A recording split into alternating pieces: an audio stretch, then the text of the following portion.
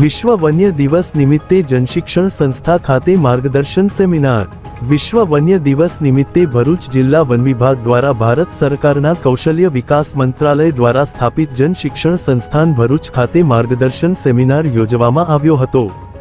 ભરૂચ જિલ્લા વન વિભાગ દ્વારા RFODV ડામોરના માર્ગદર્શન હેઠળ વિશ્વ વન્યજીવ દિવસની ઉજવણી અંતર્ગત સેમિનારમાં ફોરેસ્ટર AP યાદવ તથા સોશિયલ ફોરેસ્ટ્રીના વન રક્ષક VU ચૌહાણ તથા વન રક્ષક કુમારી LN વસાવા દ્વારા તાલીમાર્થી બહેનોને વન્યજીવો વિશે માહિતી પૂરી પાડવામાં આવી હતી।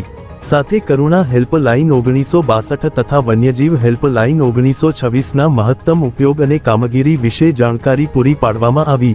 જન શિક્ષણ સંસ્થા ભરૂચના નિયામક ઝૈનુલ સૈયદ દ્વારા સૌ ઉપસ્થિત અધિકારીઓને આવકારી આભાર વ્યક્ત કર્યો હતો।